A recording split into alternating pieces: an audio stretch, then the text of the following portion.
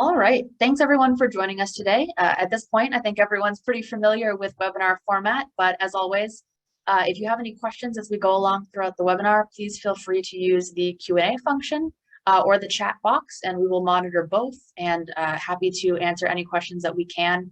I will probably hold them until towards the end, but please do feel free to enter them at any time, because if we can answer them along the way, we will, and then otherwise I will take what's left at the end.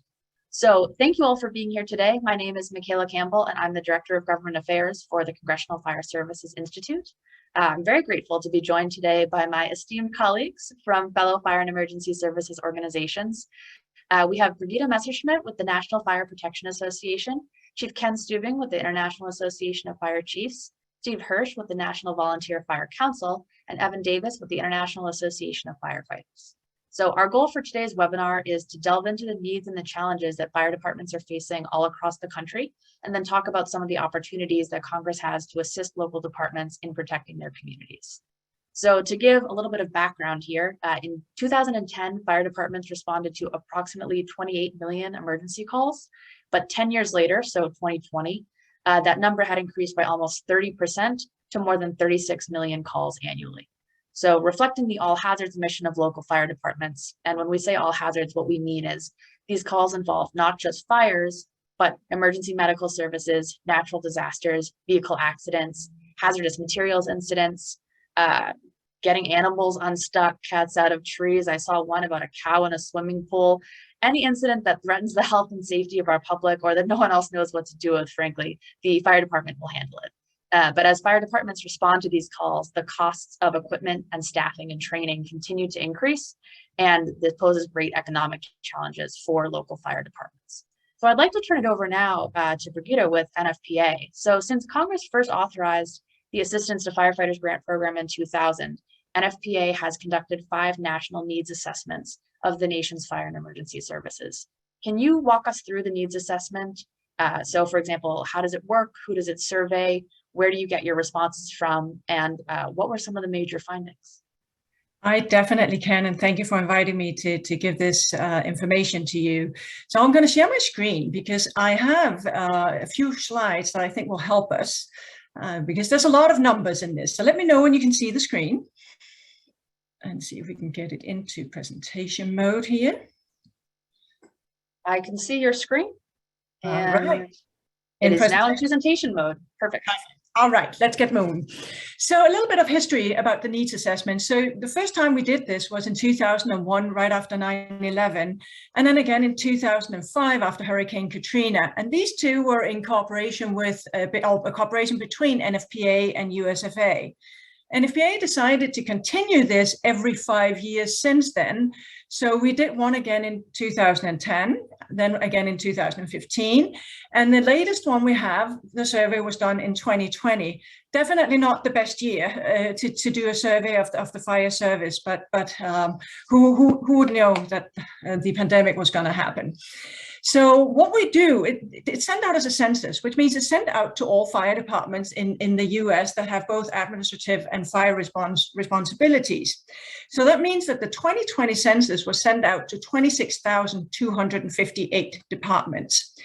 Now, unfortunately, as you can see in this bar graph I'm showing here, response rates have gone down over the year, and 2020 was really the worst, and not surprisingly, considering that the fire departments were busy with all kinds of other stuff as well in 2020, in addition to all their usual work.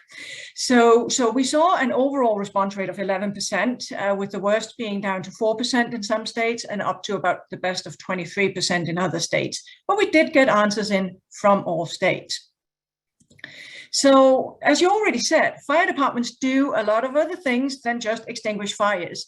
So, based on the responses we got in 2020, this is what we can see that the fire departments are spending their time on. So, you see 65% is medical aid or rescue.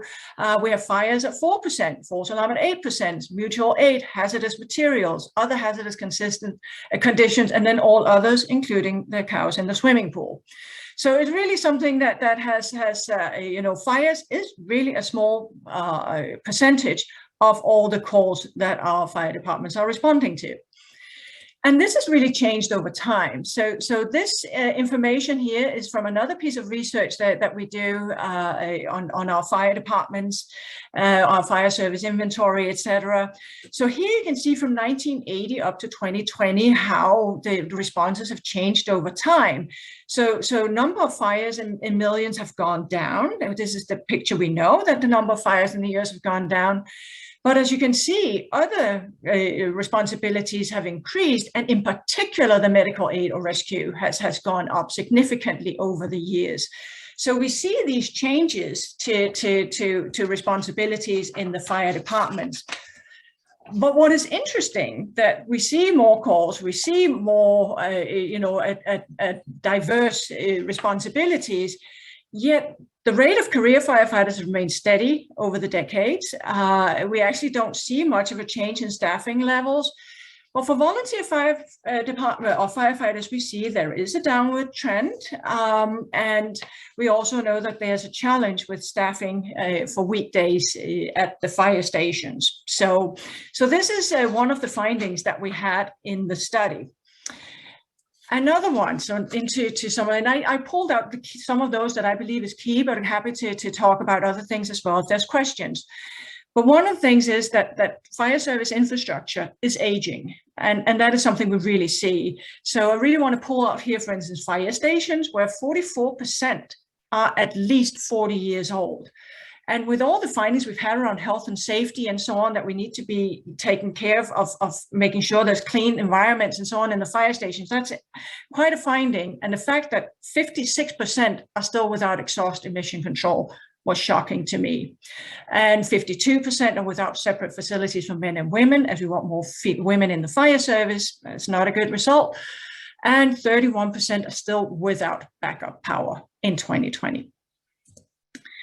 Another area of interest and some key findings is the personal protective equipment. Now, there we found good news around the protective clothing, that about 87% of fire departments really have the protective clothing for all their responders. But what was a little bit more concerning, and especially, considering the discussions we have around health and safety, was that 53% of fire departments cannot equip all on-duty responders with self-contained breathing apparatuses. That was really surprising to me to see. And what we see, of course, is smaller departments is where we have the biggest need around this.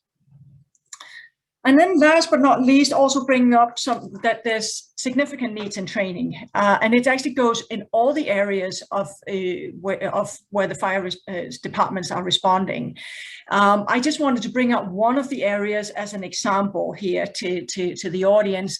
So if you look at wildland and wildland urban interface firefighting, from the fire departments we surveyed, 87% are performing these duties, these kind of firefighting. Of these, only 22% have formally trained all the firefighters responding to this to work on wildland and WUI fires. So really a significant need in that specialized training, because structure fire and WUI and wildland fire is not the same thing. And when it comes to equipment, the personal protective equipment is also very different between what you use in a structure fire and a wildland urban interface fire. And only 34% could actually provide that kind of equipment to their teams in that situation. And you could see that it's only 48% would actually be able to protect one structure on their own, and 58% could do 2 to 5 if they take in local resources. After that, we're talking about state resources or even federal resources in order to fight bigger wildland urban interface fires. So these was just some very quick, and I speak fast, so I hope you got them all. But this was just a little bit of a appetizer for all the good things that you can find in our very big report on the 5th needs assessment. Thank you so much. And I will, as this goes along, I will drop a link to the needs assessment in the chat box so that for folks who are watching, if you want to take a look at the assessment, you can, but otherwise you can also Google NFPA needs assessment. And this is the 5th needs assessment, is the most recent. So as we move along through this, and Birgitte will be back, a couple terms that have come up that I just want to make sure that we all understand. So if you hear USFA as we're talking through this, that's the U.S. Fire Administration. They are under FEMA, and they are the primary voice for the fire and emergency services in the executive branch. So the work that the agency does in terms of training on the National Fire Academy campus, doing research, putting out reports, providing educational materials for departments and for the public is absolutely critical. And USFA is a huge asset to the fire and emergency services, and they are a very important federal partner for us as well. So if you have any questions about that, please do feel free to reach out. But certainly as we talk through this, USFA is one of our very important federal partners who we value very greatly. And also WUI, as we talk through this, wildland-urban interface, you hear this a lot when you talk about the wildland fires, and that is specifically the transition zone between the unoccupied land and human development. So this is a lot of what we see fire departments responding to is fires in the WUI, which is where it starts to affect areas that have been developed by humans. So obviously a critical need and something that we want to be protecting, particularly as wildfires are only continuing to get worse, more frequent, etc. So moving on through, the needs assessment, as Birgitte showed, takes a broad look at fire service in terms of overall preparedness and response capabilities. But this, another piece of the picture that I'd really like for some of our other panelists to touch on is understanding the funding challenges that departments are facing. So we can see that we're asking departments to do more. We can see that even across the breadth of responses that we're asking them to make, that we're asking them to do more of all of those. So, and as we're doing that, funding is not necessarily keeping pace, but the better experts to talk about that are my other panelists. So Chief Stuebing, could you give a little bit of insight into how your member departments are funded and some of the financial challenges that they have been facing? Sure. Thanks for the opportunity to be here today. And certainly it varies from community to community, department to department. Fire departments can range anything from smaller community volunteer fire services to composite services where we have career and volunteers and career departments or large metropolitan departments. So certainly those challenges facing those departments are dependent on the communities they serve and the geography that they exist in. So while a smaller rural volunteer department may be concerned about, smaller buildings that are in their community, typically residential, maybe some industrial or other businesses that exist in their community, which are important for that community for sure. They might be facing more wildland fires in addition to that. Typically large urban departments have other challenges. They might not necessarily have some of those same challenges as it pertains to the wildland urban interface. They may. Some metropolitan departments have a wildland urban interface. Actually, we're a metro department that has an urban interface, and it's certainly one of the things that keeps me up at night because typically firefighters, structural firefighters, are not necessarily trained and equipped as well as wildland firefighters. So that becomes a challenge. So being this all hazards approach that you talked about, an all hazards organization creates very unique challenges when you're trying to be skilled and equipped and trained in order to respond to any of the needs in your community. So in our smaller volunteer departments, they might not necessarily have the budgets that some of the larger departments have. So, or the funding by their municipal or county or oversight organizations to be able to meet those needs. So a lot of times volunteer departments rely on their own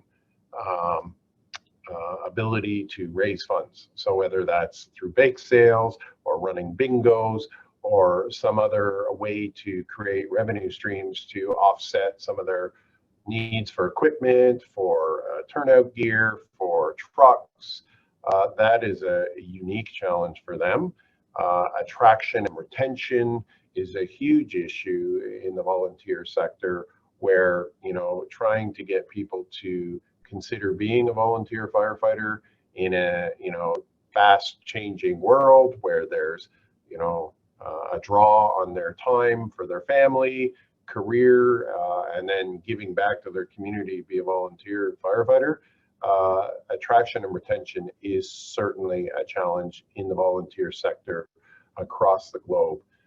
Career departments, although they may have better funding opportunities through municipal governments, certainly do not have all the answers either. You know, the costs of fire apparatus for career and volunteer are going through the roof. Some of the costs for turnout gear have increased significantly based on the materials that's going in them. So the funding that's required for a fire department, whether it's career or volunteer, is escalating faster than either of those departments, career or volunteer, can keep up with. And even though we're talking about career departments, attraction and retention is still a problem for them as well. So there have been departments who've recently done recruitment strategies.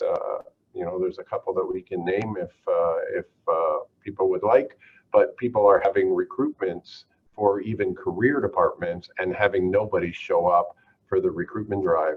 So I don't think it would come as a surprise if I were to tell you that, you know, recruiting for nurses is difficult, and, you know, people cross borders to be able to do that work. The same applies for firefighting now, where they'll hang out a sign saying they're looking for career firefighters, have a recruitment effort, a meeting for people to show up who are interested, and nobody show up. So, you know, that never happened in career departments, certainly, you know, at the beginning of my career. So attraction and retention is not just an issue in the volunteer sector, it's becoming an issue in the career sector as well. So anything that can be done to, you know, overcome some of those challenges, as far as, you know, advertising campaigns, strategies to get people who've not traditionally thought about firefighting as a career choice, is critically important to be able to staff not only the career departments, but also the volunteer. So certainly those are some of the challenges. I'll leave an opportunity for some of my colleagues to talk on this, but these grants are critically important to maintain some of our staffing and equipment needs.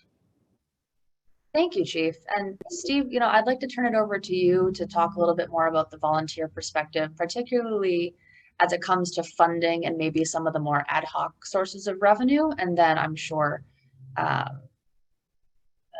you know, as we know, there are significant challenges that are facing volunteer departments and career alike. But if you could talk a little bit about the volunteer perspective, that would be fantastic. Sure. And you know what Chief Stuebing has mentioned, basically, while we handle a lot of the same incidents, the way that the type of things that we handle can vary greatly because of just in the difference in the communities that we serve. My community, my county is less than 2,500 people. We serve 900 square miles, so I can have responses that can be up to 30 miles in one direction. I have a lot more cattle than I have people in my county. But all across the board, whether they're your volunteer career, whether you're a metropolitan area or a rural area, there's still needs out there. There just isn't any cookie cutter approach when it comes to financing of rural volunteer fire departments in this nation. Some survive solely upon the contribution of their citizens. Others, like myself, were tax supported. Well, those both have had some challenges. Obviously, with COVID, those departments that have relied solely upon their citizens' support have been impacted greatly.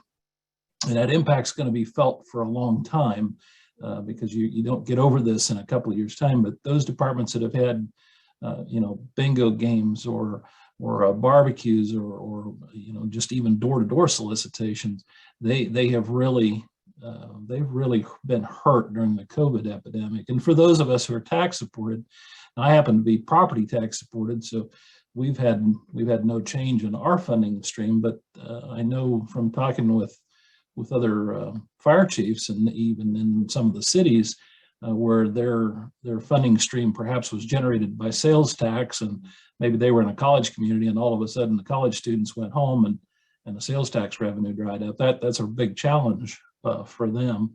But COVID affected our ability in a lot of places to be able to fundraise, and that's been a real challenge for us. Thank you. I really appreciate that. And Evan, would love to have your perspective on the career side as well. Yeah, thank you so much. And Chief Stuebing and Steve both hit on fantastic points. That a lot of that rings true on the career side as well.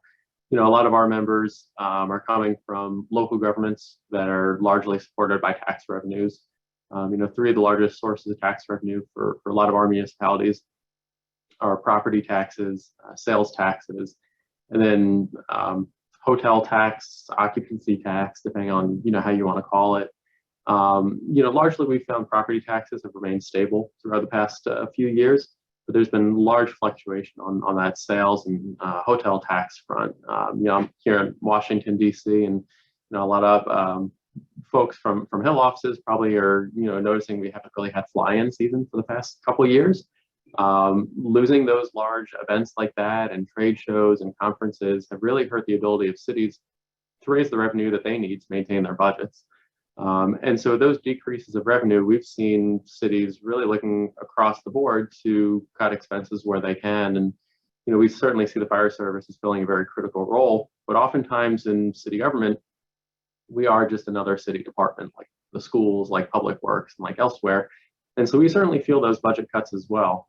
We've been seeing cities delaying hiring, pushing back apparatus procurement, all sorts of budgetary impacts that programs like AFG and SAFER are critically helpful. And I know Birgitte mentioned the growth of EMS calls as well, and that's been an interesting experience for us as well. EMS agencies, be they fire departments or otherwise, are only reimbursed by Medicare when we actually transport the patient to the hospital. We saw a huge drop off in patient transport volume, mostly due to patients being afraid of contracting COVID at a hospital. And so we were still getting a lot of those EMS calls and still incurring those fuel costs and personnel costs and supply costs. But without those transports, we were losing that reimbursement opportunity as well. And so all of these have really kind of combined for the perfect storm of financial issues for a lot of our local governments that are impeding our ability to maintain a healthy fire department, just really underscoring the value of these grant programs. Thanks, Evan. And I know that I've taken a look at some of the NACO data or National League of Cities, and their information shows exactly what you are speaking to, which is that as a department of a municipality, these public service sector departments are seeing stagnant funding, cut funding, et cetera, as city budgets are struggling to keep up with the current economic situation. And that's compounded by not just COVID, but the fact that we are seeing increase in calls overall, COVID or otherwise. So now for a quick moment, we're going to do the Price is Right style lightning round.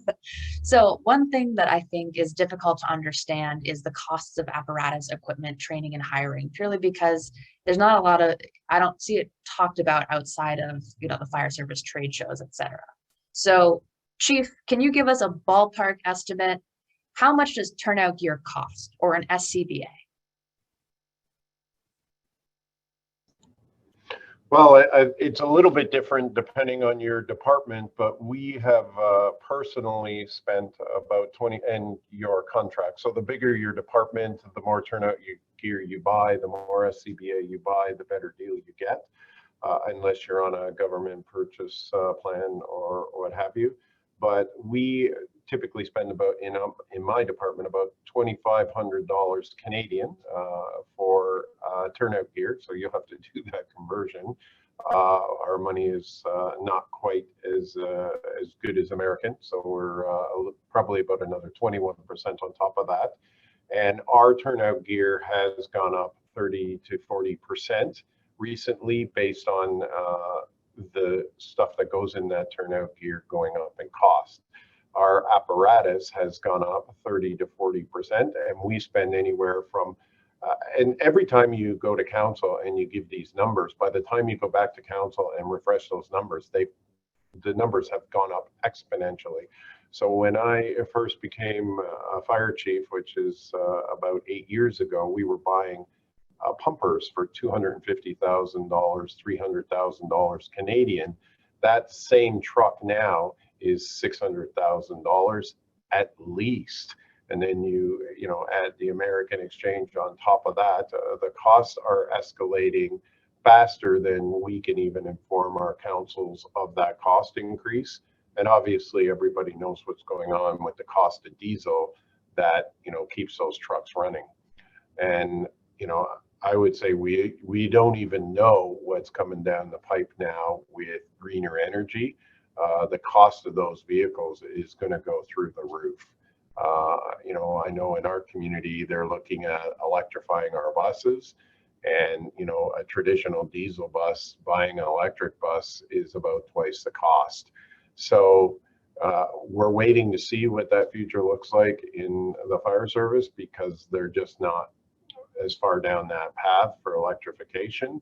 But, what I've seen is, that pumper that we're saying is $500,000, $600,000, even $700,000 for a pumper now is in excess of $1 million if you're talking electrification. So yeah, it is certainly a challenge, and our SCBA is constantly going up as well. And many departments can't even provide enough self-contained breathing apparatus, is what we're talking about. It's like scuba divers wear, but not going underwater. They can't even provide enough of those pieces of equipment for the amount of firefighters they have. So certainly that is a difficult situation to be in as a department. Thank you, Chief. And, Steve, I'd like to turn it over to you. I know some of the estimates that I've received from some of our national partners on the gear and apparatus side have followed the same estimates that the Chief just gave, increases of 30 to 40% for both gear and apparatus. Are you seeing that on the volunteer side? And I assume that you are, but if you could delve into that a little bit, that would be great. Sure. Most definitely the same type of increases on the volunteer side. We use the same type of equipment. And when you're in a department, I live in Kansas, and when you're in a department that your total annual budget, there are some departments in this state that survive on $5,000 a year. And honestly, that's enough to provide insurance and enough, at least in the past, to put fuel in. That's a little more challenging today. That doesn't get them any gear. It doesn't get them any type of increase in truck. And if you got a $5,000 budget, and as Chief Stuebing's talking about a $500,000 for a basic pumper truck, you can't save enough money to make that work. Yeah, it's Can I just add one thing? Yeah, go ahead. Just maybe one more thing on the vehicle apparatus. So, this doesn't take a rocket scientist to figure this out.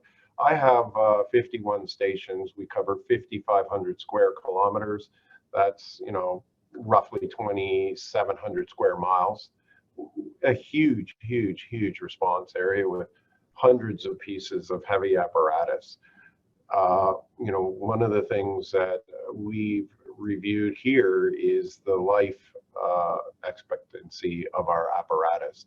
So I think the literature I've seen talks about 49% of fire departments are having pieces of apparatus that are 15 years or older that are frontline pieces of apparatus. We use something here in Canada very similar to that as our experience here in Canada, but we use fire underwriters, which is equivalent to ISO in the States. As a matter of fact, I think they're going to become a lot more closely aligned in the future. Our life expectancy at a maximum is considered to be 20 years for a frontline piece of apparatus. And that, so that's a $500,000 piece of apparatus that, as those costs go up, if you don't have the money to replace them, guess what happens? Those trucks get older. So just think about this, your daily driver every day at home. How many people are commuting as their primary daily driver to get back and forth to work is in excess of 20 years old. And this is an emergency piece of apparatus that, whether it's career or volunteer, you get in that truck and expect to start it, and you expect it to go to that emergency. Well, I remember when I was younger, I was driving a vehicle that was not that new, and every time I got in it to start it, you know, it was a roll of the dice whether or not that car would start when I was younger. So, you know, that's certainly not something that makes sense to rely on for an emergency. So the lifespan of the truck, you know, talks to the frequency of breakdown, talks to the reliability of the vehicle, not to mention the technology that's in that truck and how reliable it is. You know, certainly we would not think about, you know, buying a vehicle. We shouldn't be surprised if you're buying a 20-year-old daily driver that it might not have the same kind of airbag protection as a brand new vehicle driving down the road. So, you know, it not only speaks to reliability and unexpected breakdowns of that vehicle, but also firefighter safety and public safety when those vehicles are driving down the road, because the technology might not be there that is in a new truck as far as braking capabilities and airbag to protect the occupants. So the life of the vehicle is a big issue, and the more they cost, the more difficult it is to replace. So the emergency fleets are getting older and older and older, and we're getting farther behind this curve. Thanks, Chief. And that actually lines up the question that I wanted to direct over to Birgitte is, you know, in addition to the apparatus, NFPA's has standards for the lifetime and for gear and equipment. And so it's not just a matter of you get a piece of equipment one time and you're good forever. Could you explain a little bit about what goes into development of those standards and, you know, what those timelines are for some of the maybe more commonly known equipment? Sure. I mean, I'll start off saying I'm not an expert on NFPA standards since I'm heading up research. So I have a little cheat sheet here because I asked the experts this question. So what is interesting is we actually have 114 respondent-focused documents, and several of those have recommendations about the equipment service life. Now, all of these recommendations, you know, it's all about that the equipment can, you know, accomplish its intended goal. And it's all about safety, just as Chief Stuebing was explaining. So, you know, one of the examples, you know, if we look at the personal protective clothing, so coat, trousers, helmet, gloves, hood, and footwear, in our 2020 edition of the NFPA 1851 standard for all of this, it actually says that a firefighting ensemble shall be retired no more than 10 years after the ensembles or ensemble elements were manufactured. So none of the protective clothing should be more than 10 years old. Now, back to some of the key findings. I didn't tell you this one in the last question because I wanted to save it for here. Because one of the key findings in our needs assessment was that when we look at the personal protective clothing, there's about 64% of fire departments says that some of their personal protective clothing is more than 10 years old. So we can definitely see the challenge of that. Now, another example, as Chief Stuebing has talked about, is the apparatus.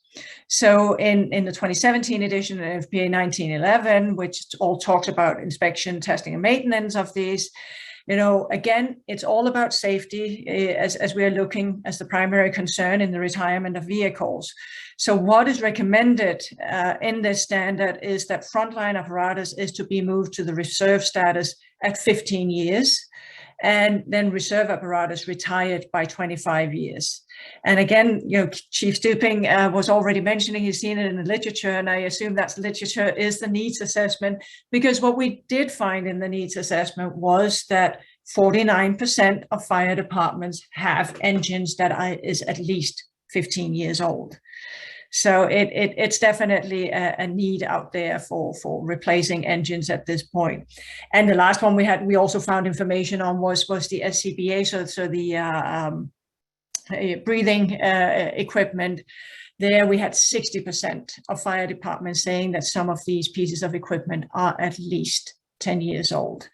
So we can see that that is age above what is recommended in the NFPA standards. Thank you. So thanks to everyone for bearing with us thus far. We've just dropped a lot of information on you and a lot of numbers. But I think the summary here is that, you know, fire departments are being asked to do more with less.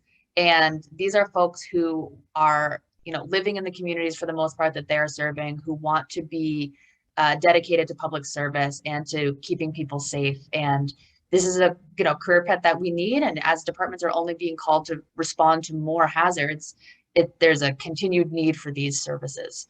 So the question here is, you know, as we are talking about, so what can you all do to support your local fire departments?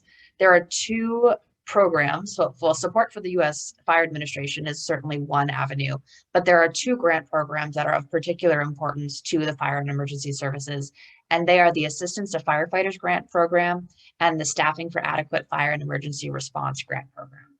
They are both run out of FEMA, and the key piece is that they provide funding directly from the federal government to local fire departments through a peer-reviewed application process. And these grants are what help fire departments to attain and maintain staffing levels, provide training, and get equipment, et cetera. So since I have these expert panelists here, that's what I'd like to delve into a little bit more, is in terms of you know, fire departments being funded through their department municipal budgets. That's a struggle. There are concerns, and everyone's doing what they can to do the best that they can. But from the federal perspective, there is a way that you all can assist. And these programs have been around for more than 20 years, and they are established at this point and well known throughout the fire service, and also a vital source of funding. So what would be great is, let's start with the AFG program. So it was created in 2000, and this is the grant program that provides funding for equipment, training, and other needs. SAFER tends to be a little bit more on the staffing side. So I'd like to start off, Chief Stuebing, can you give a quick high-level response on you know, the AFG program?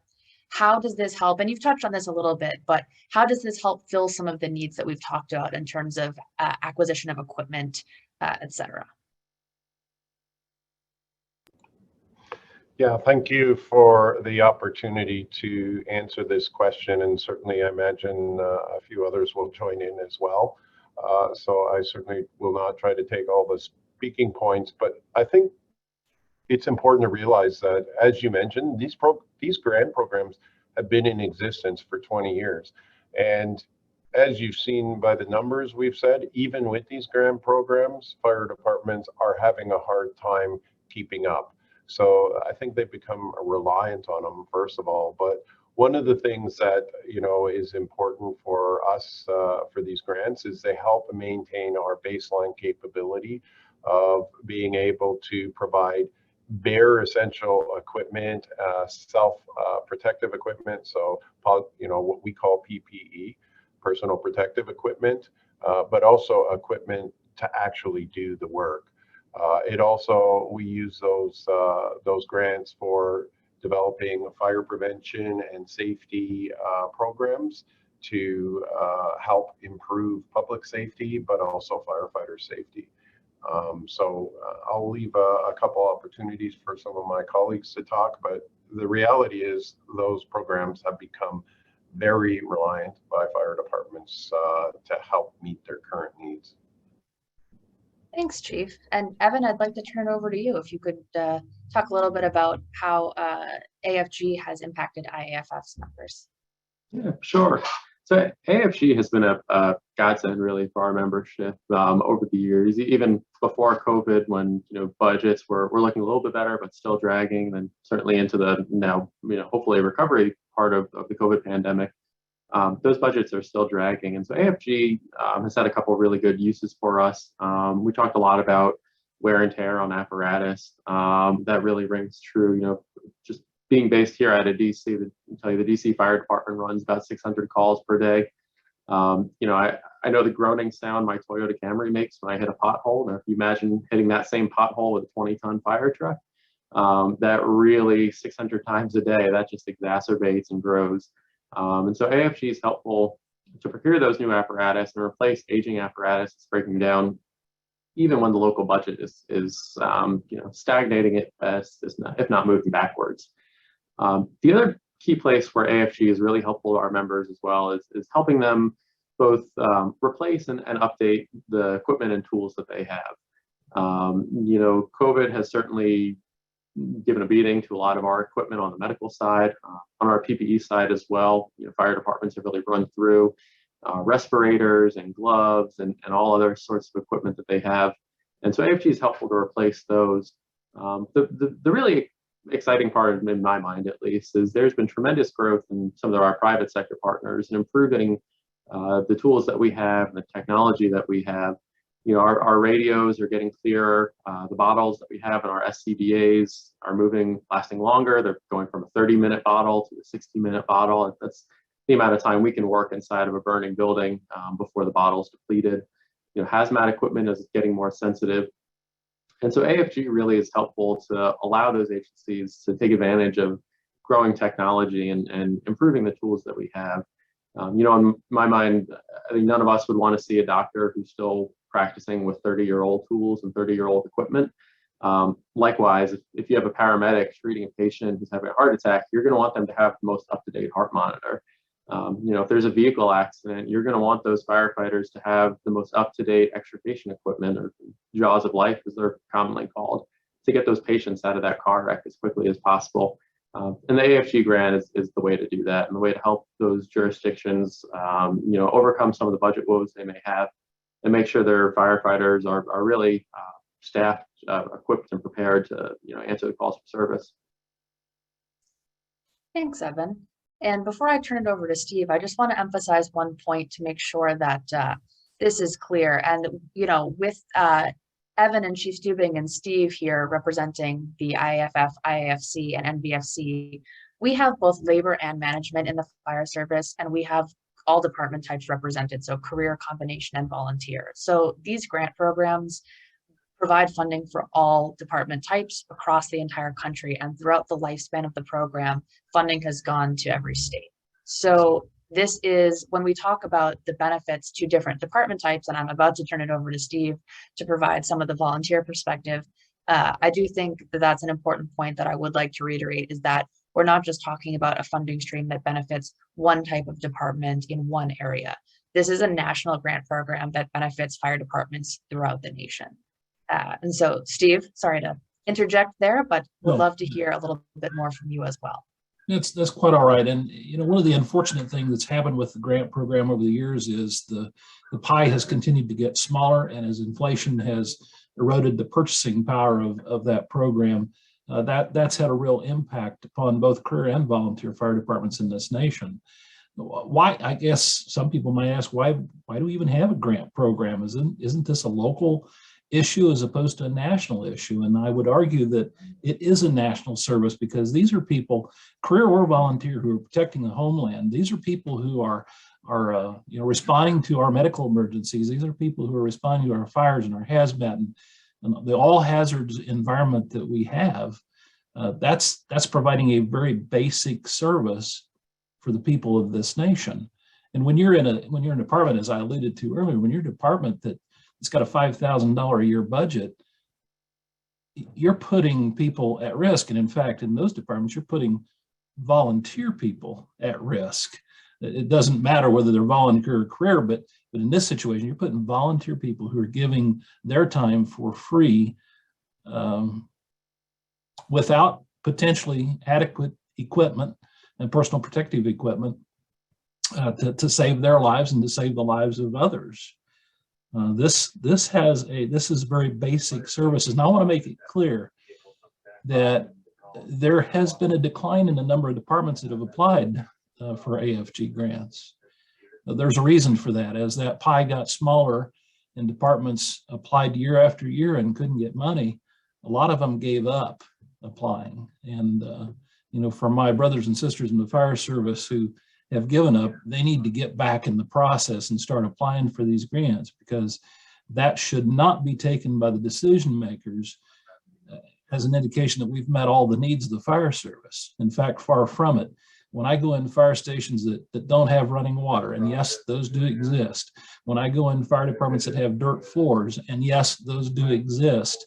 When I go in fire departments where that equipment has been home built by a local fabricator and by farmers and real estate agents and insurance agents who are on their fire departments, this is very real.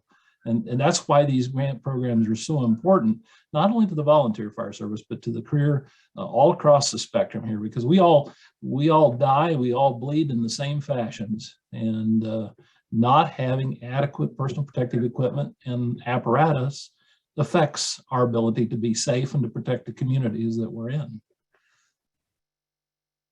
Thank you, Steve. And I would also echo that as you all might be interacting with your local fire departments in your states and districts, you know, to the extent that they have questions, FEMA runs a very active helpline for both the AFG and the SAFER grant programs. And many of the organizations represented here have spent a long time working on these programs. So please do always feel free to use all of us as a resource if any department has questions about what they need to be doing or about how they can you know, if they need some assistance, and we are happy to help, and FEMA is happy to help as well. And from CFSI's perspective, we try to get that information to you guys so that you can get it to your folks as well. But please do feel free to use anyone on this panel as a resource.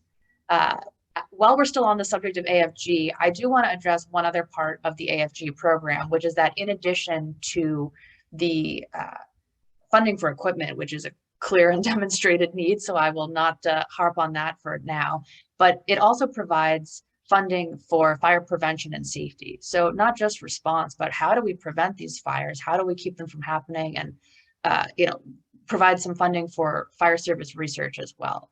So Birgitte, I was wondering if you wanted to make a comment there, since I know NFPA has at times been involved with, we call it FP&S, but the fire prevention and safety portion of AFG. We definitely have been actively involved with that, and there's no doubt it provides pivotal support to projects that support enhancing public and firefighter safety from fire and related hazards, no doubt about it. And as we know, there's been more concern around firefighter health and safety, and especially the occupational exposure and so on. These grants has really helped us to, you know, perform research to better understand that issue, to figure out what can we do, how can we prevent some of those risks. It has been critical in supporting that, and not just for NFPA, but for many other organizations as well. And it has also helped produce training materials for the fire service on some of the newer threats coming in as well, so that can be offered to fire departments, etc. So yeah, the support from the grants to that is critical, and can only emphasize how important it is to continue study some of these areas to ensure that our firefighters are staying safe. Thank you. So now I want to move on very briefly to SAFER, since I think sometimes we talk about them often as AFG SAFER or AFG/SAFER. So they sort of get lumped in together, and they are both funded through FEMA, but they provide funding for different items. So SAFER is more kind of what I think of as the staffing grant. And that is of critical importance as well. We've talked a lot about the equipment needs of the fire service, but I know Birgitte had mentioned at the beginning that we're seeing either steady or even declining membership across department types, but we're also seeing very much dramatically increasing demand for response. So that, you know, that just adds to the squeeze on the staffing part. So I'd like to delve a little bit more into SAFER and the impact of that grant, and what that has done for departments on the ability to attain and maintain staffing levels. So Steve, why don't I go right back to you? Do you mind talking a little bit about SAFER and the volunteer fire service? Sure.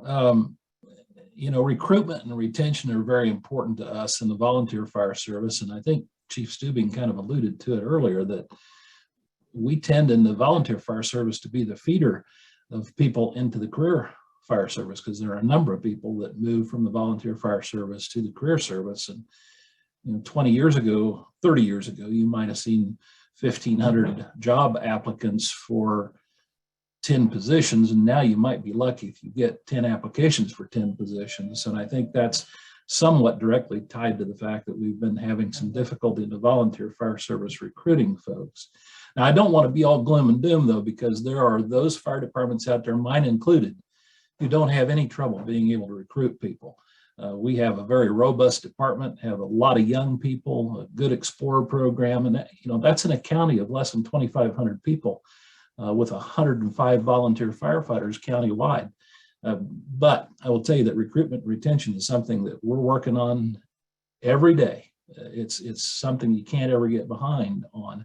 And the SAFER program has provided a lot of grant opportunities to departments to be able to recruit and retain their volunteer firefighters.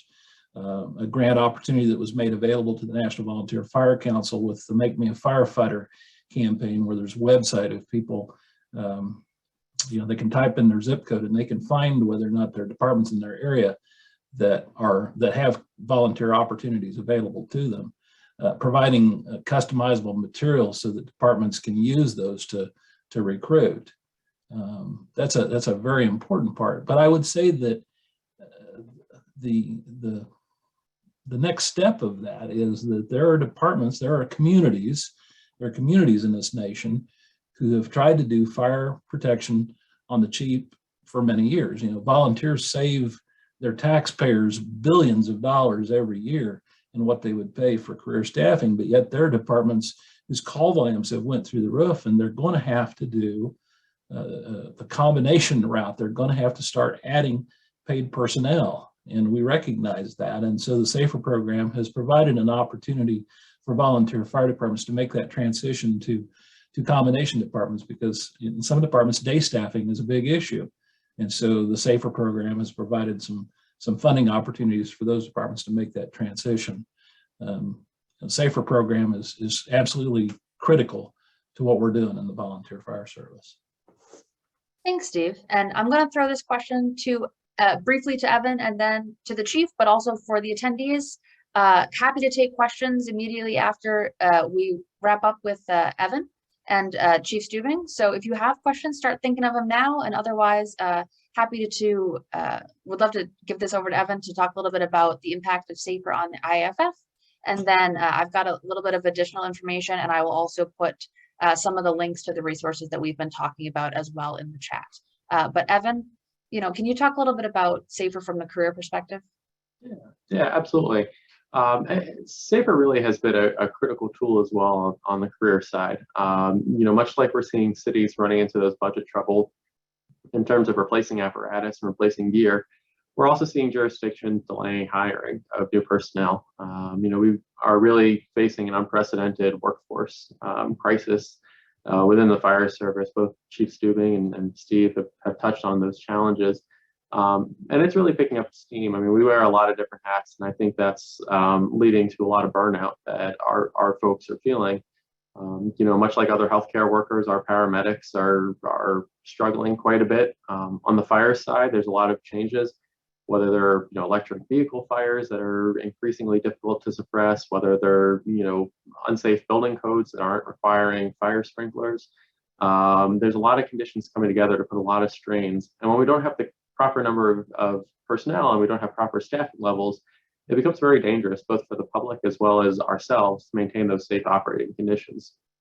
There have been a variety of studies that look and have determined that the crew size of the arriving engine company or truck company really is predictive of the success that they're going to have. And that's one of the big reasons we're so supportive of programs like SAFER that allow us to have proper full staffing sizes on engine companies and truck companies and ambulances to make sure that those personnel are there. It's really also kind of a chicken and egg problem that we're in. When we don't have enough staffing, it leads to forced overtime in a lot of departments. And when you're running a 24-hour shift in a busy department, being forcibly held over at the end of your shift for another 12, 18, 24 hours can make it very difficult. Having those staffing numbers and proper crew sizes can help address that. It's just add one last quick plug. Retention is also a very important piece of the SAFER program for our folks as well. It's good to help get folks through the door and to have those positions, but being able to retain those positions if budgetary factors do change is critically important. So as you know, the staffers on the call here take a look at these programs. Please do keep in mind two sides of that coin, both that retention and that recruitment side are both equally important. Thanks, Evan. That's a great point. And I think as we are looking at the two programs, one of the items that has come up consistently is the funding level. So for fiscal 22, they were funded at $360 million apiece, but they are authorized for $750 million apiece, both AFG and SAFER.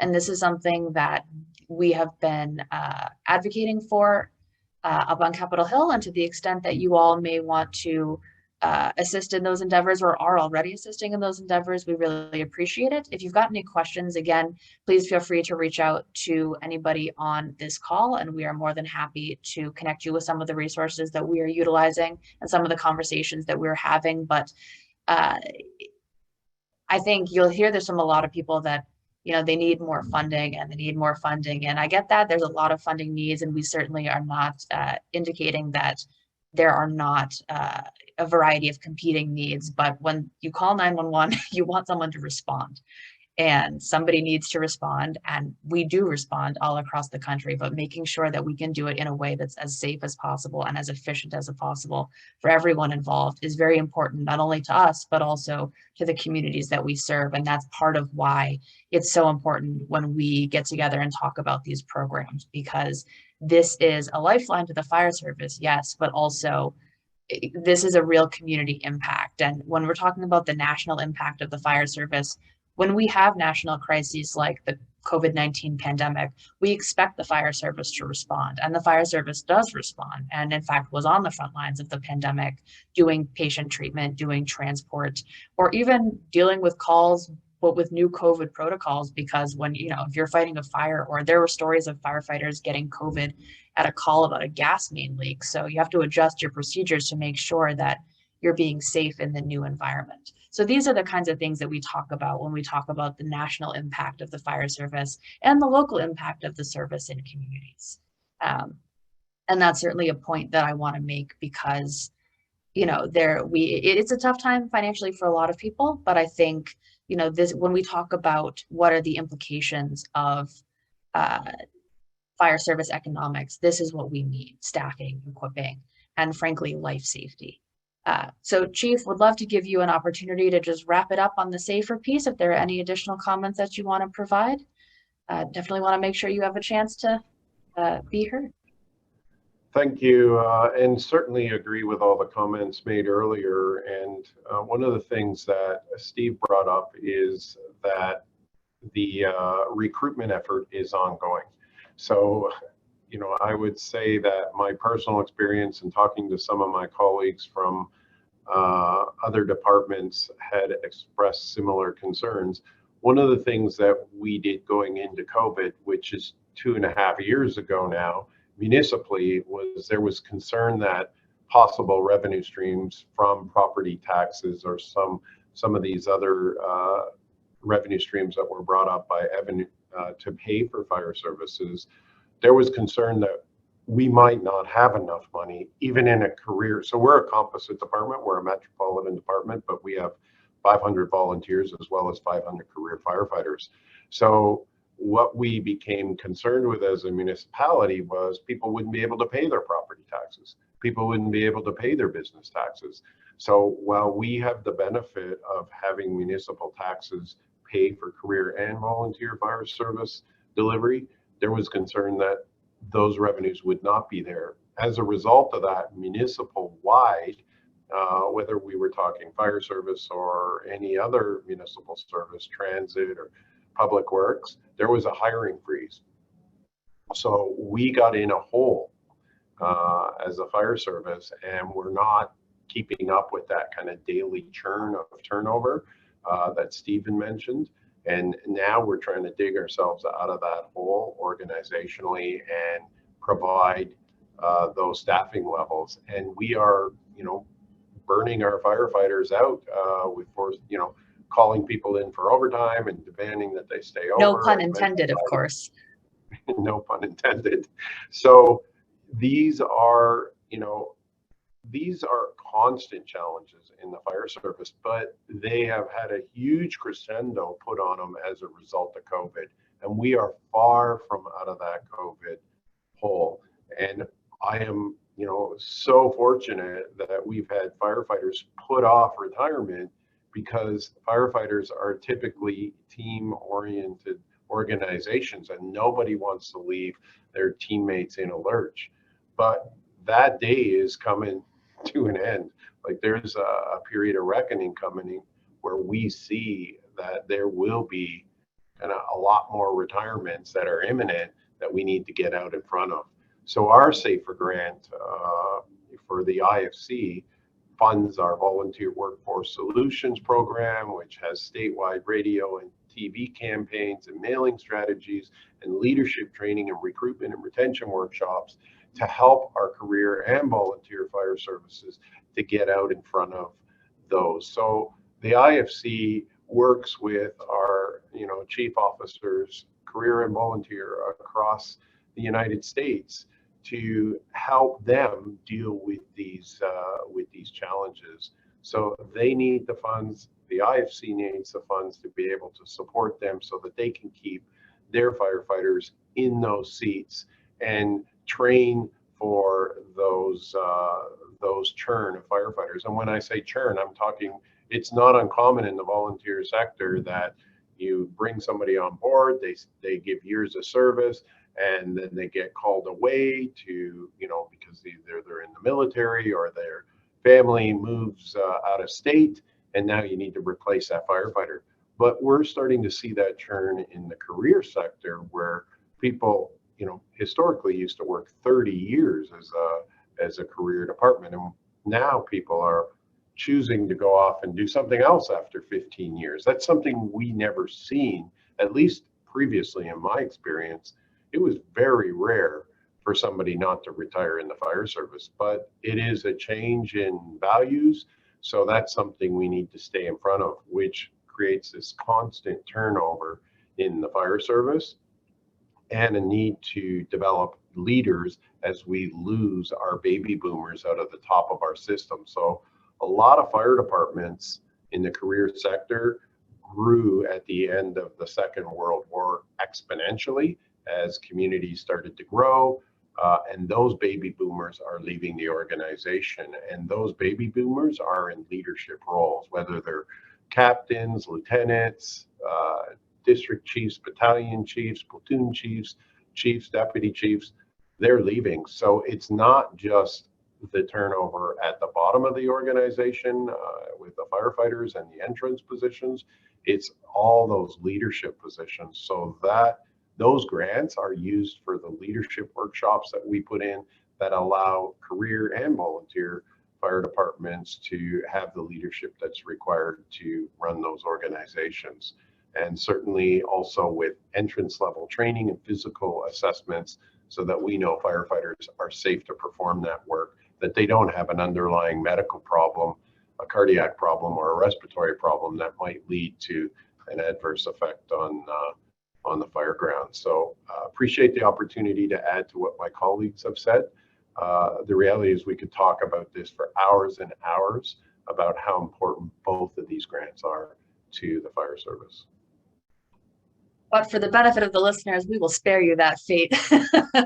However, if you do have additional questions or want to talk further, we certainly can. And I'm so fortunate today to be joined by my excellent colleagues from the other organizations. So again, really appreciate having you all here. And for those who are listening, please feel free to ask questions. I see we've got one coming in. So could you list a few specific examples of how SAFER grantees have used awarded funds? So I don't know if somebody in particular wants to start that off. I think the general highlights obviously are the funding from SAFER is utilized for staffing needs. Evan, do you want to delve a little bit into that?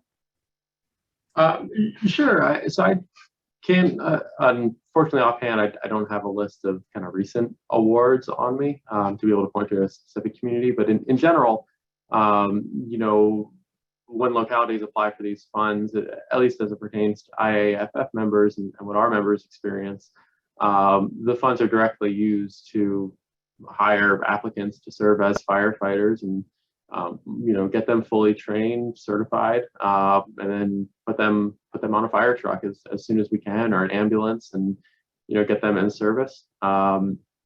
If it's helpful to the person who asked the question, I'm sure we'd be happy to connect with you offline to see what departments in your boss's district or state may have received funding recently. Yeah, Eric, if you want to send a message to either the host or the panelists, please do so with your email address, and I'm more than happy to connect with you to make sure that you've got the information that you need. Thanks to Chief Stuebing, who just dropped in an example. There's also data on FEMA's website listing where various awards have gone and a little bit about the different awards. But I also want to make sure, Steve, I think there's a really important piece on recruitment and retention. So can you just quickly reiterate how that works? Sure. There are a number of state associations, state firefighter associations across the nation who have received grant funding to be able to provide training opportunities for their firefighters, frankly, some college opportunities for firefighters in return for tuition programs. They dedicate a certain number of years of service to their department. There's just a number of very unique opportunities that have been utilized by fire departments and by fire service organizations across the nation to continue to recruit and retain firefighters. Thanks, Steve. Great, thank you. Any additional questions? You can either throw it in the chat or raise your hand, Q&A, whatever works for you. We are, as I said, I'm very lucky to be joined by folks who have significant experience and boots on the ground and are happy to take any questions that you may have. So I will give you all a couple of seconds to keep typing that in or throw your hand up on the raise hand. But while I've got you all, thank you so much for being here. And to my panelists, really appreciate your taking the time to talk about these grant programs. As we've mentioned several times, these are incredibly critical to the fire and emergency services. CFSI's role in the fire service is as a consensus organization. So I've got more than 35 member organizations, including NVFC, IAFC, IAFF, and NFPA. And AFG and SAFER are one of the absolute top priorities for CFSI. So when you can get 35 plus firefighter organizations to agree on something, it's pretty important, because we certainly like to have our discussions and arguments, but we're all on the same page about the importance of these programs. So as I mentioned, if there are other questions, and Chief Stuebing is really doing some great work in the chat. Thank you so much, Chief. But if there are other questions, do feel free to let us know. My email is mcampbell@cfsi.org, and I'm more than happy to answer your question if I can, or if not, as I said, direct your question to one of the panelists or to one of CFSI's 35 other organizations, if that is a better fit for your particular question. But thank you all so much for being here today. We really appreciate it. And as we move forward in both the funding cycles for AFG and SAFER and additional conversations about the future of these programs on the Hill, we really appreciate your time and your attention. If your boss is already a member of the Fire Caucus, we really appreciate that. And certainly many of those members are working on these issues already, which is fantastic. If you think that the Fire Caucus could make sense for your boss, we don't require anyone to take positions on legislation. It's simply a way to show support for your local fire departments and then do some work in ways that benefit your state and local fire departments best. Then that is always something that we're happy to talk to you about. And with that, I will release you all back to your day. But thank you so much for taking the time to be here. And as we said, if you've got any questions, please do let us know. Thanks all and have a great weekend.